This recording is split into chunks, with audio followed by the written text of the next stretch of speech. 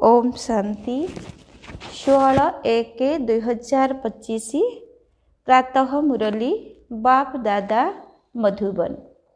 मिठा बाबा आज आम मिठा संतान मानक कहउचंती, मिठे बच्चे जोगर चाट रख, जेतिकी जेतिकी जुगजुक्त स्थिति रे रहिबार अभ्यास होई चलिबो, सेते सेते पाप कटि चलिबो। कर्मांतित अवस्था निकटतर होइजिब। जोगर चाट रख, जेतिकी जेतिकी जुगजुक्त स्थिति रे रहिबार अभ्यास होई चलिबो, सेते सेते पाप कटि चलिबो। कर्मांतित अवस्था निकटतर होइजिब। आज बाबार प्रश्न अछि, जोगर चाट ठीक अछि कि नहीं? एहार चिन्हट केउं चारिटी कथारु करा जाइथाए? जोगर चाट ठीक अछि कि नहीं? एहार चिन्हट केउं चारिटी कथारु करा जाइथाए? उत्तर, एक हेला आसामी अर्थात व्यक्तित्व, द्वितीय हेला चालीचलनी, तृतीय हेला सेवा एवं चतुर्थ हेला खुशी। बाप दादा एही चारोटी कथा को देखी कही थांती कि एहांकार चाट ठीक अछि कि नहीं।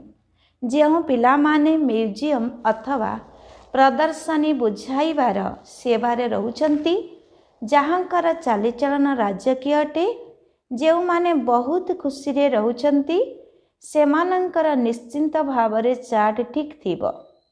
गीत अछि, मुखड़ा देखले प्राणी। ओम शांति। पिला माने गीत शुणिले एहार अर्थ मध्य जानिबा उचित जे केते पाप बाकी रहिला, केते पुण्य जमा हैला, अर्थात आत्मा को सत्व प्रधान हेबा पई केते समय बाकी रहिला, एबे केते पर्यंत पवित्र होइछ, ए कथा तो बुझी पारुछ ना। चाट रे केही लेखुचंती, मु 2-3 घंटा बाबा को मने पकाउची, केही पुणी लेखुचंती मु 1 घंटा मने पकाउची। एहा तो बहुत कम होइगला। बाबा को कम समय मने पकाइले कम पाप कटिबो। एबे तो बहुत पाप अछि ना, जहा कि कटि नाही। आत्मा को ही प्राणी बोली कहा जाए। तेणु एबे बाबा कहउचंती, हे आत्मा निजकु पचार, एही हिसाब रे केते पाप कटि थिबो। चाट द्वारा जना पड़ी थाए आमे केते पुण्य आत्मा होइचु। ए कथा तो बाबा बुझाउचंती जे अंतिम समय रे ही कर्मांतित अवस्था हेबो। बाबा को मने पकाइबार अभ्यास होई गले पुणी अधिक पाप कटिबारे लागिबो। निजर जांच करिबा दरकार जे मु बाबांक स्मृति रे केते समय रहूची। एथिरे गप अर्थात फुटाणी मारिबार कौनसी कथा ही नाही। एठारे तो निजर जांच करिबाकु हेबो। निजर चाट लेखी बाबांकु देले बाबा तुरंत कही परिबे जे एही चाट ठीक अछि कि नहीं। आसामी चालीचलनी सेवा और खुशी को देखी बाबा तुरंत बुझी जाती जे यांकर चाट किपरि थिबो। निरंतर स्मृति केउ संतान मानकर रहुथिबो, जेउ माने म्यूजियम अथवा प्रदर्शनी रा सेवारे रहुचंती। म्यूजियम को तो सारा दिन जीवा आसीबा लगी रही थाए। दिल्ली को तो बहुत आसीबे, बारंबार बाबांक परिचय देवाकू पड़ी थाए। धरिनिय काहाकू तुमे कहूछ विनाश हेबा पाई आउ अल्प वर्ष बाकी अछि, सेमाने कहउचंती एहा किपरि होई परिबो। तुरंत कहिबा दरकार, ए कथा आमे कहूनाहु, भगवान उबाच अटे ना। भगवान उबाच तो निश्चिंत सत्य ही हेबो ना। सेथिपाई बाबा बुझाउचंती, बारंबार कुह एहा शिव बाबांक श्रीमत अटे। आमे कहूनाहु श्रीमत तांकर अटे, से ही सत्य अटंती। प्रथमे प्रथमे तो बाबांक परिचय निश्चिंत देवाकू पड़िबो। सेथिपाई बाबा कहउचंती, प्रत्येक चित्र रे लेखि दियो शिव भगवान उवाच। सिए तो सठिक ही कहिबे, आमे कौन जानिथिलु कि? बाबा कहूथिबारु आमे कहूछु। एबे केबे खबर कागज रे मध्य बाहर करिथांती जे अमुक भविष्यवाणी करिचंती जे विनाश जल्दी हेबो। ବର୍ତ୍ତମାନ ତ ତୁମେ ବେହଦ ଅର୍ଥାତ୍ ପାରଲୌକିକ ବାବାଙ୍କର ସନ୍ତାନ ଅଟ। ପ୍ରଜାପିତା ବ୍ରହ୍ମାଙ୍କର କୁମାର, ପ୍ରଜାପିତା ବ୍ରହ୍ମା କୁମାର କୁମାରୀ ତ ବେହଦର ଅଟନ୍ତି ନା। ତୁମେ କହୁଛ ଆମେ ବେହଦ ବାବାଙ୍କର ସନ୍ତାନ ଅଟୁ। ସିଏ ହିଁ ପତିତ ପାବନ ଜ୍ଞାନର ସାଗର ଅଟନ୍ତି। ପ୍ରଥମେ ଏହି କଥା ବୁଝାଇ ପକ୍କା କରି ପୁଣି ଆଗକୁ ବୁଝାଇବା ଉଚିତ। ଶିବ ବାବା ଏ କଥା କହିଛନ୍ତି, ଯାଦବ କୌରବ ଆଦିମାନଙ୍କର ବିନାଶ କାଳେ ବିପରୀତ ବୁଦ୍ଧି। ଶିବ ବାବାଙ୍କ ନାମ ବାରମ୍ବାର କହିଥିଲେ ଏହାଦ୍ୱାରା ପିଲାମାନଙ୍କର ହିଁ କଲ୍ୟାଣ ହେବ ଏବଂ ତା ସହିତ ଶିବ ବାବାଙ୍କର ସ୍ମୃତି ମଧ୍ୟ ରହିବ। ବାବା ଯାହା ସବୁ ତୁମକୁ ବୁଝାଇଛନ୍ତି ତାହା ତୁମେ ପୁଣି ଅନ୍ୟମାନଙ୍କୁ ବୁଝାଇ ଚାଲ। ତେବେ ସେବାଧାରୀ ମାନଙ୍କର ଚାଟ ଭଲ ରହୁଥିବ। ସେମାନେ ସାରା ଦିନରେ 8 ଘଣ୍ଟା ସେବାରେ ବ୍ୟସ୍ତ ରହିଥାନ୍ତି। ଅତି ବେଶୀରେ 1 ଘଣ୍ଟା ବିଶ୍ରାମ ନେଉଥିବେ। ତଥାପି ବି 7 ଘଣ୍ଟା ତ ସେବାରେ ରହିଥାନ୍ତି ନା। ବାବାକୁ ତଥାପି ତ 7 ଘଣ୍ଟା ସେବାରେ ରହିଥାନ୍ତି ନା। ତେଣୁ ବୁଝିବା ଦରକାର ଯେ ତାଙ୍କର ବିକର୍ମ ବହୁତ ବିନାଶ ହେଉଥିବ। ବହୁତଙ୍କୁ ଘଡ଼ି ଘଡ଼ି ବାବାଙ୍କର ପରିଚୟ ଦେଉଛନ୍ତି। ତେଣୁ ଏପରି ସେବାଧାରୀ ସନ୍ତାନମାନେ ନିଶ୍ଚିନ୍ତ ଭାବେ ବାବାଙ୍କର ମଧ୍ୟ ପ୍ରିୟ ହୋଇଥାନ୍ତି। ବାବା ଦେଖୁଛନ୍ତି ଇଏ ତ ଅନେକଙ୍କର କଲ୍ୟାଣ କରୁଛନ୍ତି। ରାତି ଦିନ ୟାଙ୍କର ଏହି ଚିନ୍ତନ ରହିଛି, ମୋତେ ଅନେକଙ୍କର କଲ୍ୟାଣ କରିବାକୁ ହେବ। ବହୁତଙ୍କର କଲ୍ୟାଣ କରିବାର ଅର୍ଥ ନିଜର କଲ୍ୟାଣ କରିବା। ସେହିମାନଙ୍କୁ ହିଁ ବୃତ୍ତି ମିଳିବ ଯିଏ ବହୁତଙ୍କର କଲ୍ୟାଣ କରୁଛନ୍ତି। ଏହା ହିଁ ପିଲାମାନଙ୍କର ଧନ୍ଦା ଅଟେ।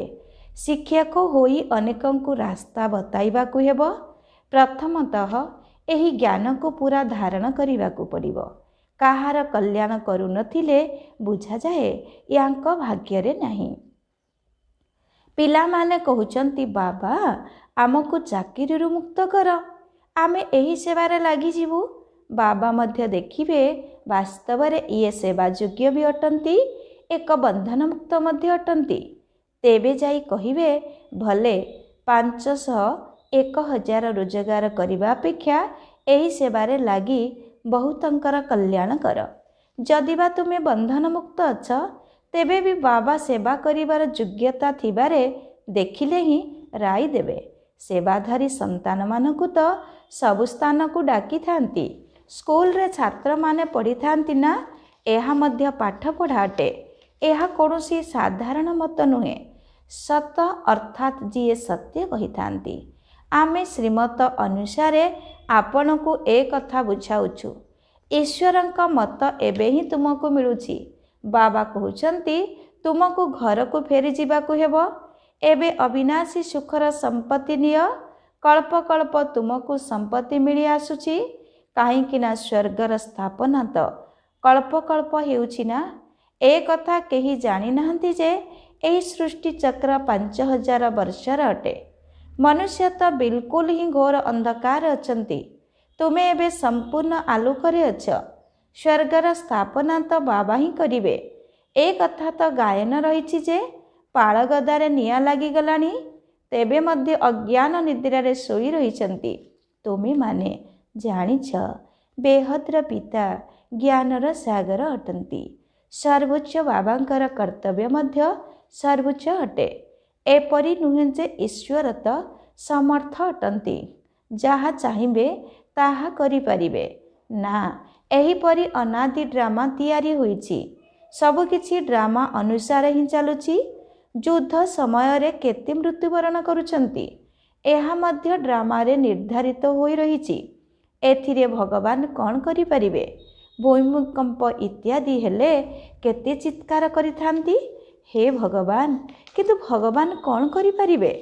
ଭଗବାନଙ୍କୁ ତ ତୁମେ ଡାକିଛ ଆସି ବିନାଶ କର। ତୁମେ ତାଙ୍କୁ ପତିତ ଦୁନିଆକୁ ଡାକିଛ, କହୁଛ ନୂଆ ଦୁନିଆର ସ୍ଥାପନା କରି ସମସ୍ତଙ୍କର ବିନାଶ କର। ମୁଁ କରୁନାହିଁ। ଏହା ତ ଡ୍ରାମାରେ ନିର୍ଦ୍ଧାରିତ ହୋଇ ରହିଛି। ରକ୍ତର ହୋଲି ଖେଳ ନାହିଁ। ବାବା କହୁଛନ୍ତି ରକ୍ତର ହୋଲି ଖେଳ ହେବ। ଏଥିରେ ରକ୍ଷା କରିବାର କୌଣସି କଥା ହିଁ ନାହିଁ। ତୁମେ କହୁଛ ଦୁନିଆକୁ ପବିତ୍ର କର, ତେବେ ନିଶ୍ଚିନ୍ତ ପତିତ ଆତ୍ମା ମାନେ ଯିବେ ନା? କେହି କେହି ତ ବିଲକୁଲ ବୁଝୁନାହାନ୍ତି, ଶ୍ରୀମତର ଅର୍ଥ ମଧ୍ୟ ବୁଝୁନାହାନ୍ତି। ଭଗବାନ କ'ଣ କିଛି ହେଲେ ବୁଝିପାରୁନାହାନ୍ତି? କୌଣସି ପିଲା ଯଦି ଠିକ୍ରେ ପାଠ ନ ପଢ଼ନ୍ତି ତେବେ ମାତା ପିତା କୁହନ୍ତି ତୁମେ ତ ପଥର ବୁଦ୍ଧି ଅଟ। ସତ୍ୟ ଯୁଗରେ ତ ଏପରି କହିବେ ନାହିଁ। କଳି ଯୁଗରେ ହିଁ ପଥର ବୁଦ୍ଧି ହୋଇଯାଇଛନ୍ତି। ଏଠାରେ କେହି ପାରସ ବୁଦ୍ଧି ଅର୍ଥାତ୍ ପାରସମଣି ଭଳି ବୁଦ୍ଧି ହୋଇପାରିବେ ନାହିଁ। ଆଜିକାଲି ତ ଦେଖ ମନୁଷ୍ୟମାନେ କ'ଣ କ'ଣ ସବୁ କରିଚାଲିଛନ୍ତି। ଅସ୍ତ୍ରୋପଚାରରେ ଗୋଟିଏ ହୃଦୟ ଅର୍ଥାତ୍ ହାର୍ଟ ବାହାର କରି ଆଉ ଗୋଟିଏ ରୋପଣ କରିଦେଉଛନ୍ତି।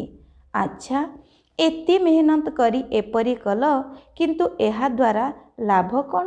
ଅତି ବେଶୀରେ ଆଉ ଅଳ୍ପ କିଛି ଦିନ ଅଧିକ ବଞ୍ଚି ରହିବ। ବହୁତ ରିଦ୍ଧି ସିଦ୍ଧି ତନ୍ତ୍ରବିଦ୍ୟା ଶିଖି ଆସୁଛନ୍ତି, ଫାଇଦା ତ କିଛି ହେଉନାହିଁ। ସେଥିପାଇଁ ହିଁ ଭଗବାନଙ୍କୁ ମନେ ପକାଉଛନ୍ତି ଯେ ଆସି ଆମକୁ ପବିତ୍ର ଦୁନିଆର ମାଲିକ କର।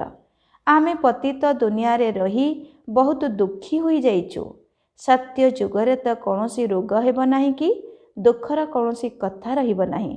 ଏବେ ବାବାଙ୍କ ଦ୍ୱାରା ତୁମେ କେତେ ଉଚ୍ଚ ପଦ ପ୍ରାପ୍ତ କରୁଛ। ଏଠାରେ ମଧ୍ୟ ମନୁଷ୍ୟ ପାଠପଢ଼ା ଦ୍ୱାରା ହିଁ ଉଚ୍ଚ ଡିଗ୍ରୀ ପ୍ରାପ୍ତ କରୁଛନ୍ତି, ବହୁତ ଖୁସିରେ ରହୁଛନ୍ତି। ତୁମେ ସନ୍ତାନମାନେ ବୁଝୁଛ ଏମାନେ ତ ଆଉ ଅଳ୍ପ ଦିନ ବଞ୍ଚିବେ। ମୁଣ୍ଡ ଉପରେ ବହୁତ ପାପର ବୋଝ ରହିଛି, ବହୁତ ଦଣ୍ଡ ଭୋଗ କରିବେ। ନିଜକୁ ପତିତ ତ କହୁଛନ୍ତି ନା? ବିକାରଗ୍ରସ୍ତ ହେବାକୁ ପାପ ବୋଲି ଭାବୁନାହାନ୍ତି। ପାପ ଆତ୍ମା ତ ହେଉଛନ୍ତି ନା? କହୁଛନ୍ତି ଗୃହସ୍ଥ ଆଶ୍ରମ ତ ଅନାଦି କାଳରୁ ଚାଲି ଆସୁଛି। ତାଙ୍କୁ ବୁଝାଇ ଦିଆଯାଉଛି ସତ୍ୟଯୁଗ ତ୍ରେତା ଯୁଗରେ ହିଁ ପବିତ୍ର ଗୃହସ୍ଥ ଆଶ୍ରମ ଥିଲା। ସେଠାରେ ପାପ ଆତ୍ମାମାନେ ନଥିଲେ। ଏଠାରେ ପାପ ଆତ୍ମାମାନେ ଅଛନ୍ତି, ସେଥିପାଇଁ ଦୁଃଖୀ ହୋଇଯାଇଛନ୍ତି। ଏଠାରେ ତ ଅଛି କାଳର ସୁଖ ରହିଛି। ରୋଗ ହେଲା ଏବଂ ମୃତ୍ୟୁ ମରଣ କଲେ। ମୃତ୍ୟୁ ତ ପାଟି ଖୋଲା କରି ଛିଡ଼ା ହୋଇଛି।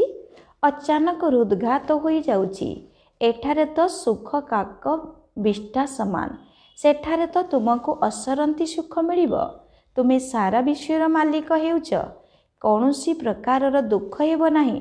ନା ଗରମ ହେବ ନା ଥଣ୍ଡା ହେବ। ସର୍ବଦା ବସନ୍ତ ଋତୁ ରହିବ। ତତ୍ତ୍ୱ ମଧ୍ୟ ବ୍ୟବସ୍ଥିତ ହୋଇ ରହିବେ। ସ୍ୱର୍ଗ ତ ସ୍ୱର୍ଗ ହିଁ ଅଟେ। ଏଥିରେ ରାତି ଦିନର ଫରକ ରହିଛି। ତୁମେ ସ୍ୱର୍ଗର ସ୍ଥାପନା କରିବା ପାଇଁ ହିଁ ବାବାଙ୍କୁ ଡାକୁଛ, କହୁଛ ଆସି ପବିତ୍ର ଦୁନିଆ ସ୍ଥାପନ କର, ଆମକୁ ପବିତ୍ର କର। ତେଣୁ ପ୍ରତ୍ୟେକ ଚିତ୍ରରେ ଶିବ ଭଗବାନ ଉବାଚ ଲେଖା ହେବା ଉଚିତ। ଏହାଦ୍ୱାରା ସବୁବେଳେ ଶିବ ବାବା ମନେ ପଡ଼ିବେ, ଜ୍ଞାନ ମଧ୍ୟ ଦେଇ ଚାଲିବେ। ମ୍ୟୁଜିୟମ ଅର୍ଥାତ୍ ସଂଗ୍ରହାଳୟ ଅଥବା ପ୍ରଦର୍ଶନୀର ସେବାରେ ଜ୍ଞାନ ଓ ଯୋଗ ଉଭୟ ଏକତ୍ର ଚାଲିଥାଏ। ଯୋଗରେ ରହିବା ଦ୍ୱାରା ନିଶା ଚଢ଼ିବ। ତୁମେ ପବିତ୍ର ହୋଇ ସାରା ବିଶ୍ୱକୁ ପବିତ୍ର କରୁଛ। ଯେତେବେଳେ ତୁମେ ପବିତ୍ର ହୋଇଯିବ ସେତେବେଳେ ନିଶ୍ଚିନ୍ତ ତୁମ ପାଇଁ ସୃଷ୍ଟି ମଧ୍ୟ ପବିତ୍ର ହେବା ଦରକାର। ଶେଷ ସମୟରେ ବିନାଶର ସମୟ ହୋଇଥିବା କାରଣରୁ ସମସ୍ତଙ୍କର ହିସାବ କିତାବ ଚୁକ୍ତ ହୋଇଯିବ। ତୁମ ପାଇଁ ମୋତେ ନୂଆ ସୃଷ୍ଟିର ଉଦ୍ଘାଟନ କରିବାକୁ ପଡ଼ୁଛି। ପୁଣି ଶାଖା ଖୋଲି ଚାଲିଛି ପବିତ୍ର କରାଇବା ପାଇଁ ନୂଆ ଦୁନିଆ। ସତ୍ୟ ଯୁଗର ମୂଳଦୁଆ ତ ବାବାଙ୍କ ବିନା କେହି ପକାଇ ପାରିବେ ନାହିଁ। ତେଣୁ ଏଭଳି ବାବାଙ୍କୁ ମନେ ମଧ୍ୟ ପକାଇବା ଦରକାର। ତୁମେ ମ୍ୟୁଜିୟମ ଆଦିର ଉଦ୍ଘାଟନ ବଡ଼ ଲୋକଙ୍କ ଦ୍ୱାରା କରାଇଲେ ଅଧିକ ପ୍ରଚାର ହେବ। ଲୋକମାନେ ଜାଣିବେ ଏଠାକୁ ଏମାନେ ମଧ୍ୟ ଆସୁଛନ୍ତି। କେହି କେହି କହୁଛନ୍ତି ତୁମେ ଲେଖି କରିଦିଅ, ଆମେ କହିବୁ। ଇଏ ମଧ୍ୟ ଭୁଲ ହୋଇଯାଉଛି। ଭଲ ଭାବରେ ବୁଝି ମୌଖିକ ଭାବେ କହିବା ତ ବହୁତ ଭଲ। କେହି କେହି ତ ଭାଷଣ ମଧ୍ୟ ସଠିକ୍ ହେବା ପାଇଁ ହାତ ଲେଖା ପଢ଼ି ଶୁଣାଇଥାନ୍ତି। ତୁମ ସନ୍ତାନମାନଙ୍କୁ ତ ମୌଖିକ ଭାବେ ବୁଝାଇବାକୁ ପଡ଼ିବ। ତୁମ ଆତ୍ମାରେ, ବାବା କହୁଛନ୍ତି ତୁମ ଆତ୍ମାରେ ତ ସମସ୍ତ ଜ୍ଞାନ ରହିଛି ନା। ପୁଣି ତୁମେ ଅନ୍ୟମାନଙ୍କୁ ଦେଉଛ, ଯାହାଦ୍ୱାରା ପ୍ରଜାମାନଙ୍କର ବୃଦ୍ଧି ହୋଇ ଚାଲିଛି। ଲୋକ ସଂଖ୍ୟା ମଧ୍ୟ ବଢ଼ି ଚାଲିଛି ନା। ସବୁ ଜିନିଷ ବଢ଼ି ଚାଲିଛି। ସାରା ବୃକ୍ଷ ଜୀର୍ଣ୍ଣଶୀର୍ଣ୍ଣ ହୋଇଗଲାଣି। ଯେଉଁମାନେ ଆମ ଧର୍ମର ହୋଇଥିବେ ସେମାନେ ବାବାଙ୍କୁ ଯିବେ। ବାବା କହିଲେ ଯେଉଁମାନେ ଆମ ଧର୍ମର ହୋଇଥିବେ ସେମାନେ ବାବାଙ୍କୁ ଜାଣିଯିବେ। କ୍ରମାନୁସାରେ ତ ରହିବେ ନା, ସମସ୍ତେ ଏକାପରି ପଢ଼ିପାରିବେ ନାହିଁ। କେହି ତ 100 ନମ୍ବରରୁ 1 ନମ୍ବର ମଧ୍ୟ ପାଇବେ। ଅଳ୍ପ ଶୁଣିଲେ 1 ମାର୍କ ମିଳିଗଲା, ତେବେ ସ୍ୱର୍ଗକୁ ଚାଲିଯିବେ। ଏହା ହେଉଛି ବେହଦର ପାଠପଢ଼ା, ଯାହାକୁ ବେହଦର ବାବା ହିଁ ପଢ଼ାଉଛନ୍ତି। ଯେଉଁମାନେ ଏହି ଧର୍ମର ହୋଇଥିବେ ସେମାନେ ବାବାଙ୍କର ହୋଇଯିବେ। ପ୍ରଥମେ ତ ସମସ୍ତଙ୍କୁ ନିଜର ମୁକ୍ତିଧାମ ଘରକୁ ଯିବାକୁ ହେବ, ପୁଣି କ୍ରମାନୁସାରେ ଏଠାକୁ ଆସି ଚାଲିବେ। କେହି କେହି ତ ତ୍ରେତାର ଅନ୍ତରେ ମଧ୍ୟ ଆସିବେ। ବାବା କହିଲେ କେହି କେହି ତ ତ୍ରେତାର ଅନ୍ତରେ ମଧ୍ୟ ଆସିବେ। ଯଦିଓ ବ୍ରାହ୍ମଣ ହେବେ, କିନ୍ତୁ ସବୁ ବ୍ରାହ୍ମଣ ସତ୍ୟ ଯୁଗକୁ ଯିବେ ନାହିଁ। ତ୍ରେତା ଯୁଗର ଶେଷ ପର୍ଯ୍ୟନ୍ତ ମଧ୍ୟ ଆସିବେ। ଏହି କଥା ବୁଝିବା ଦରକାର। ବାବା ଜାଣିଛନ୍ତି ରାଜଧାନୀ ସ୍ଥାପନ ହେଉଛି, ସମସ୍ତେ ଏକାଭଳି ହୋଇପାରିବେ ନାହିଁ। ରାଜଧାନୀରେ ତ ଭିନ୍ନ ଭିନ୍ନ ପ୍ରକାରର ପଦ ଦରକାର ନା। ପ୍ରଜାଙ୍କୁ ବାହାର ବାଲା କୁହାଯାଏ। ବାବା ବୁଝାଇଥିଲେ ସେଠାରେ ମନ୍ତ୍ରୀ ଆଦିଙ୍କର ଆବଶ୍ୟକତା ପଡ଼ିବ ନାହିଁ। ସେମାନଙ୍କୁ ଏବେ ଶ୍ରୀମତ ମିଳିଯାଇଛି, ଯାହାଦ୍ୱାରା ଏପରି ହୋଇଛନ୍ତି। ସେମାନେ କାହାଠାରୁ ରାୟ ନେବେ ନାହିଁ। ମନ୍ତ୍ରୀ ଆଦି କେହି ରହିବେ ନାହିଁ। ପୁଣି ଯେତେବେଳେ ପତିତ ହେବେ, ସେତେବେଳେ ଜଣେ ମନ୍ତ୍ରୀ, ଜଣେ ରାଜାରାଣୀ ରହିବେ। ଏବେ ତ କେତେ ମନ୍ତ୍ରୀ ରହିଛନ୍ତି। ଏଠାରେ ତ ପଞ୍ଚାୟତି ରାଜ ଚାଲିଛି ନା।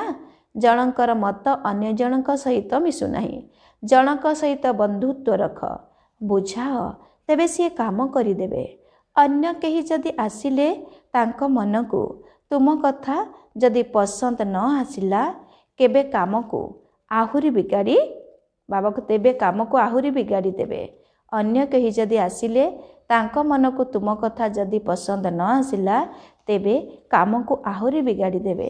ଜଣଙ୍କର ବୁଦ୍ଧି ଅନ୍ୟ ଜଣଙ୍କ ସହିତ ମିଶିପାରିବ ନାହିଁ। ସେଠାରେ ତ ତୁମର ସବୁ କାମନା ପୂର୍ଣ୍ଣ ହୋଇଯିବ। ତୁମେ କେତେ ଦୁଃଖ ଭୋଗ କରିଛ, ଏହାର ନାମ ହିଁ ହେଉଛି ଦୁଃଖଧାମ। ଭକ୍ତି ମାର୍ଗରେ କେତେ ଧକ୍କା ଖାଇଛ, ଏହା ମଧ୍ୟ ଡ୍ରାମା ଅଟେ। ଯେତେବେଳେ ଦୁଃଖୀ ହୋଇଯାଉଛନ୍ତି, ସେତେବେଳେ ବାବା ଆସି ସୁଖର ସମ୍ପତ୍ତି ଦେଉଛନ୍ତି। ବାବା ତୁମର ବୁଦ୍ଧିକୁ ଖୋଲି ଦେଇଛନ୍ତି। ମନୁଷ୍ୟମାନେ ତ କହୁଛନ୍ତି ସାହୁକାରମାନଙ୍କ ନିମନ୍ତେ ଏହା ସ୍ୱର୍ଗ ଏବଂ ଗରିବମାନଙ୍କ ପାଇଁ ନର୍କ ଅଟେ। ତୁମେ ଯଥାର୍ଥ ଭାବେ ଜାଣିଛ ସ୍ୱର୍ଗ କାହାକୁ କୁହାଯାଉଛି। ସତ୍ୟ ଯୁଗରେ କେହି ଦୟାର ସାଗର କହି ଡାକିବେ ନାହିଁ। ଏଠାରେ ଡାକୁଛନ୍ତି ଦୟା କର, ମୁକ୍ତ କର। ବାବା ହିଁ ସମସ୍ତଙ୍କୁ ଶାନ୍ତିଧାମ, ସୁଖଧାମକୁ ନେଇଯାଇଥାନ୍ତି। ଅଜ୍ଞାନ କାଳରେ ତୁମେ ମଧ୍ୟ କିଛି ଜାଣିନଥିଲ। ଯିଏ ନମ୍ବର 1 ତମ ପ୍ରଧାନ ହୋଇଥିଲେ, ସିଏ ପୁଣି ନମ୍ବର 1 ସତ୍ୱ ପ୍ରଧାନ ହୋଇଥାନ୍ତି। ବ୍ରହ୍ମା ବାବା ନିଜର ବଡ଼ିମା କରୁନାହାନ୍ତି। ବଡ଼ ପଣିଆ ତ ଜଳଙ୍କର ହିଁ ଅଟେ। ଲକ୍ଷ୍ମୀ ନାରାୟଣକୁ ମଧ୍ୟ ସିଏ ହିଁ ଏହିପରି କରିଛନ୍ତି ନା। ସିଏ ସର୍ବୋଚ୍ଚ ଭଗବାନ ଅଟନ୍ତି। ସିଏ ଆମକୁ ମଧ୍ୟ ଶ୍ରେଷ୍ଠ କରୁଛନ୍ତି। ବାବା ଜାଣିଛନ୍ତି ସମସ୍ତେ ତ ଶ୍ରେଷ୍ଠ ହୋଇପାରିବେ ନାହିଁ, ତଥାପି ମଧ୍ୟ ପୁରୁଷାର୍ଥ କରିବାକୁ ପଡ଼ିବ। ଏଠାକୁ ତୁମେ ନରରୁ ନାରାୟଣ ହେବା ପାଇଁ ହିଁ ଆସୁଛ। କହୁଛନ୍ତି ବାବା ଆମେ ତ ସ୍ୱର୍ଗର ବାଦଶାହୀ ନେବୁ। ଆମେ ସତ୍ୟନାରାୟଣଙ୍କ ସତ୍ୟ କଥା ଶୁଣିବାକୁ ଆସିଛୁ। ବାବା କହୁଛନ୍ତି ଆଚ୍ଛା, ତୁମ ମୁଖରେ ଗୋଲାପ ଅର୍ଥାତ୍ ତୁମ ତୁଣ୍ଡ ସୁତୁଣ୍ଡ ହେଉ, ସେଥିପାଇଁ ମେହନତ କର। ସମସ୍ତେ ତ ଲକ୍ଷ୍ମୀ ନାରାୟଣ ହୋଇପାରିବେ ନାହିଁ। ଏହି ରାଜଧାନୀ ଏବେ ସ୍ଥାପନ ହେଉଛି। ରାଜବଂଶର ପ୍ରଜାବଂଶର ତ ବହୁତ ଆତ୍ମା ଦରକାର ନା। ଆଶ୍ଚର୍ଯ୍ୟ ଭାବେ ଶୁଣୁଛନ୍ତି, କହୁଛନ୍ତି, ପୁଣି ଛାଡ଼ି ଚାଲି ଯାଉଛନ୍ତି, ପୁଣି ଫେରି ମଧ୍ୟ ଆସୁଛନ୍ତି। ଯେଉଁ ପିଲାମାନେ ନିଜର କିଛି ନା କିଛି ଉନ୍ନତି କରୁଛନ୍ତି, ତେବେ ସିଏ ଉପରକୁ ଚଢ଼ୁଛନ୍ତି। ଗରିବମାନେ ହିଁ ସମର୍ପଣ ହୋଇଥାନ୍ତି। ଦେହ ସହିତ ଆଉ କିଛି ମଧ୍ୟ ମନେ ନ ପଡ଼ୁ। ବାବା କହିଲେ ଦେହ ସହିତ ଆଉ କିଛି ମଧ୍ୟ ମନେ ନ ପଡ଼ୁ। ଏହା ବହୁତ ବଡ଼ ଲକ୍ଷ୍ୟ ଅଟେ। ଯଦି କାହା ସହିତ ସମ୍ବନ୍ଧ ଯୋଡ଼ି ହୋଇଥିବ, ତେବେ ସେ ନିଶ୍ଚିନ୍ତ ମନେ ପଡ଼ିବେ। ବାବାଙ୍କର କ'ଣ ମନେ ପଡ଼ିବ? ସାରା ଦିନ ବେହଦର ହିଁ ବୁଦ୍ଧି ରହିଥାଏ। କେତେ ପରିଶ୍ରମ କରିବାକୁ ପଡ଼ୁଛି। ବାବା କହୁଛନ୍ତି ମୋ ପିଲାମାନଙ୍କ ମଧ୍ୟରେ ଉତ୍ତମ, ମଧ୍ୟମ, କନିଷ୍ଠ ମଧ୍ୟ ଅଛନ୍ତି। ଅନ୍ୟ କେହି ଆସିଲେ ବି ଜାଣିପାରନ୍ତି ଯେ ଇଏ ପତିତ ଦୁନିଆରେ ଅଟନ୍ତି। ବାବା କହୁଛନ୍ତି ଅନ୍ୟ କେହି ଆସିଲେ ବି ଜାଣିପାରନ୍ତି ଯେ ଇଏ ପତିତ ଦୁନିଆର ଅଟନ୍ତି, ତଥାପି ମଧ୍ୟ ଯଜ୍ଞର ସେବା କରୁଥିବାରୁ ସମ୍ମାନ ଦେବାକୁ ପଡ଼ିଥାଏ। ବାବା ଯୁକ୍ତିବାଜ ଅର୍ଥାତ୍ ଉପାୟ ବତାଇବା ବାଲା ତ ଅଟନ୍ତି ନା, ନହେଲେ ଇଏ ତ ଶାନ୍ତିର ସ୍ତମ୍ଭ, ସର୍ବଶ୍ରେଷ୍ଠ ପବିତ୍ରତାର ସ୍ତମ୍ଭ ଅଟନ୍ତି। ଯେଉଁଠାରେ ବି ପବିତ୍ରତାର ସାଗର ଶିବ ବାବା ବ୍ରହ୍ମ ବାବାଙ୍କ ଶରୀରରେ ପ୍ରବେଶ କରି ସାରା ବିଶ୍ୱକୁ ପବିତ୍ର କରୁଛନ୍ତି। ଏଠାକୁ କେହି ପତିତ ଆସିପାରିବେ ନାହିଁ। କିନ୍ତୁ ବାବା କହୁଛନ୍ତି, ମୁଁ ଆସିଛି ସବୁ ପତିତମାନଙ୍କୁ ପବିତ୍ର କରାଇବା ପାଇଁ। ଏହି ଖେଳରେ ମୋର ମଧ୍ୟ ପାର୍ଟ ରହିଛି। ହେଲା, ବାବା କ'ଣ କହିଲେ? ଏହି ଖେଳରେ ମୋର ମଧ୍ୟ ପାର୍ଟ ରହିଛି। ଆଚ୍ଛା, ମିଠା ମିଠା ଶିଖିଲଥେ ସନ୍ତାନମାନଙ୍କ ପ୍ରତି ମାତା ପିତା ବାପ ଦାଦାଙ୍କର ମଧୁର ସ୍ନେହ ସମ୍ପନ୍ନ ଶୁଭେଚ୍ଛା ଏବଂ ସୁପ୍ରଭାତ। ଆତ୍ମିକ ପିତାଙ୍କର ଆତ୍ମିକ ସନ୍ତାନମାନଙ୍କୁ ନମସ୍ତେ, ଆତ୍ମିକ ସନ୍ତାନମାନଙ୍କର ଆତ୍ମିକ ପିତାଙ୍କୁ ନମସ୍ତେ ନମସ୍ତେ ନମସ୍ତେ। ଧାରଣା ପାଇଁ ମୁଖ୍ୟ ସାରାଂଶ 1 ନମ୍ବର, ନିଜର ଚାର୍ଟକୁ ଦେଖି ଯାଞ୍ଚ କରିବାକୁ ହେବ କି ମୋ ଦ୍ୱାରା କେତେ ପୁଣ୍ୟର ଖାତା ଜମା ହୋଇଛି, ଆତ୍ମା କେତେ ସତ୍ତ୍ୱ ପ୍ରଧାନ ହୋଇଛି। ସର୍ବଦା ଯୁଗଯୁକ୍ତ ହୋଇ ରହି ସବୁ ହିସାବ କିତାବକୁ ଚୁକ୍ତ କରିବାକୁ ହେବ। ହେଲା, ନିଜର ଚାର୍ଟକୁ ଦେଖି ଯାଞ୍ଚ କରିବାକୁ ହେବ କି ମୋ ଦ୍ୱାରା କେତେ ପୁଣ୍ୟର ଖାତା ଜମା ହୋଇଛି, ଆତ୍ମା କେତେ ସତ୍ତ୍ୱ ପ୍ରଧାନ ହୋଇଛି। ସର୍ବଦା ଯୁଗଯୁକ୍ତ ହୋଇ ରହି ସବୁ ହିସାବ କିତାବକୁ ଚୁକ୍ତ କରିବାକୁ ହେବ। 2 ନମ୍ବର, ପାଠ ପଢ଼ାରେ ବୃତ୍ତି ପାଇବା ପାଇଁ ଯୋଗ୍ୟ ସେବାଧାରୀ ହୋଇ ବହୁତଙ୍କର କଲ୍ୟାଣ କରିବାକୁ ହେବ। ବାବାଙ୍କର ପ୍ରିୟ ହେବାକୁ ପଡ଼ିବ। ଶିକ୍ଷକ ହୋଇ ବହୁତଙ୍କୁ ରାସ୍ତା ବତାଇବାକୁ ହେବ। ବାବା କ'ଣ କହିଲେ? ଶିକ୍ଷକ ହୋଇ ବହୁତଙ୍କୁ ରାସ୍ତା ବତାଇବାକୁ ହେବ। ଆଜି ବରଦାତା ବାବାଙ୍କର ବରଦାନ ଅଛି, ନିଜର ଫରିସ୍ତା ସ୍ୱରୂପ ଦ୍ୱାରା ସମସ୍ତଙ୍କୁ ସମ୍ପତ୍ତିର ଅଧିକାର ପ୍ରାପ୍ତ କରାଉଥିବା ଆକର୍ଷଣ ମୂରତ ହୁଅ। ନିଜର ଫରିସ୍ତା ସ୍ୱରୂପ ଦ୍ୱାରା ସମସ୍ତଙ୍କୁ ସମ୍ପତ୍ତିର ଅଧିକାର ପ୍ରାପ୍ତ କରାଉଥିବା ଆକର୍ଷଣ ମୂରତ ହୁଅ। ବିସ୍ତାର, ଫରିସ୍ତା ସ୍ୱରୂପର ଏଭଳି ଚମକଦାର ପୋଷାକ ପିନ୍ଧିଦିଅ ଯାହାକି ବହୁତ ଦୂର ପର୍ଯ୍ୟନ୍ତ ଆତ୍ମାମାନଙ୍କୁ ନିଜ ଆଡ଼କୁ ଆକର୍ଷିତ କରୁଥିବ ଏବଂ ସମସ୍ତଙ୍କୁ ଭିକାରୀ ପଣିଆର, ବାବା କହୁଛନ୍ତି, ଏବଂ ସମସ୍ତଙ୍କୁ ଭିକାରୀ ପଣିଆରୁ ମୁକ୍ତ କରାଇ ସମ୍ପତ୍ତିର ଅଧିକାରୀ କରିଦେବ। ଏଥିପାଇଁ ବାବା କହିଲେ, ଏଥିପାଇଁ ତୁମେମାନେ ଜ୍ଞାନର ମୂର୍ତ୍ତି, ଯୁଗର ମୂର୍ତ୍ତି ତଥା ସର୍ବ ଦିବ୍ୟଗୁଣର ମୂର୍ତ୍ତି ହୋଇ ଉଡ଼ିବା କଳାରେ ସ୍ଥିତ ରହିବାର ଅଭ୍ୟାସକୁ ବଢ଼ାଇ ଚାଲ। ତୁମମାନଙ୍କର ଉଡ଼ିବାର କଳା ସମସ୍ତଙ୍କୁ ଚାଲୁଥିବା, ବୁଲୁଥିବା ଫରିସ୍ତା ତଥା ଦେବତା ସ୍ୱରୂପର ସାକ୍ଷାତକାର କରାଇବ। ଏହା ହିଁ ହେଉଛି ବିଧାତା ଏବଂ ବରଦାତା ପଣିଆର ସ୍ଥିତି। ଆଜି ସ୍ଲୋଗାନ ଅଛି ବାବାର, ଅନ୍ୟମାନଙ୍କର ମନର ଭାବକୁ ଅର୍ଥାତ୍ ଉଦ୍ଦେଶ୍ୟକୁ ଜାଣିବା ପାଇଁ ହେଲେ ସର୍ବଦା ମନ୍ମନା ଭବର ସ୍ଥିତିରେ ସ୍ଥିତ ହୋଇ ରୁହ। ଅନ୍ୟମାନଙ୍କର ମନର ଭାବକୁ ଅର୍ଥାତ୍ ଉଦ୍ଦେଶ୍ୟକୁ ଜାଣିବା ପାଇଁ ହେଲେ ସର୍ବଦା ମନ୍ମନା ଭବର ସ୍ଥିତିରେ ସ୍ଥିତ ହୋଇ ରୁହ। ଆଜି ପତ୍ର ପୁଷ୍ପ ଅଛି, ନିଜର ଶକ୍ତିଶାଳୀ ସଂକଳ୍ପ ଦ୍ୱାରା ସୂକ୍ଷ୍ମ ଶକ୍ତି ପ୍ରଦାନ କରିବାର ସେବା କର। 16 ନମ୍ବର, ବ୍ୟକ୍ତିର ମାନସିକ ଶକ୍ତିର ବା ସଂକଳ୍ପର ଦର୍ପଣ ହେଲା ତାର ବାଣୀ ଏବଂ କର୍ମ। ଚାହେଁ ଅଜ୍ଞାନୀ ଆତ୍ମା ହୋଇଥାଉ ବା ଜ୍ଞାନୀ ଆତ୍ମା ହୋଇଥାଉ, ଉଭୟଙ୍କ ସହିତ ସମ୍ବନ୍ଧ ସମ୍ପର୍କରେ ଆସିବା ସମୟରେ ତୁମର ବାଣୀ ଏବଂ କର୍ମ ଶୁଭ ଭାବନା ଏବଂ ଶୁଭକାମନା ସମ୍ପନ୍ନ ହେବା ଉଚିତ। ତେବେ ଯେଉଁମାନଙ୍କର ମାନସିକ ସଂକଳ୍ପ ଶକ୍ତିଶାଳୀ ବା ଶୁଭ ହୋଇଥିବ, ସେମାନଙ୍କର ବାଣୀ ଏବଂ କର୍ମ ସ୍ୱତଃ ହିଁ ଶକ୍ତିଶାଳୀ ଏବଂ ଶୁଦ୍ଧ ହୋଇଥିବ ଏବଂ ଶୁଭ ଭାବନା ଯୁକ୍ତ ହୋଇଥିବ। ତେବେ ମାନସିକ ସ୍ଥିତି ଶକ୍ତିଶାଳୀ ହେବାର ଅର୍ଥ ହେଲା ସେମାନଙ୍କର ଯୋଗ କରିବାର ଶକ୍ତି ଶ୍ରେଷ୍ଠ ହୋଇଥିବ, ଶକ୍ତିଶାଳୀ ହୋଇଥିବ ଏବଂ ସେମାନେ ସହଜ ଯୋଗୀ ହୋଇଥିବେ। ଆଚ୍ଛା, ଓମ୍ ଶାନ୍ତି।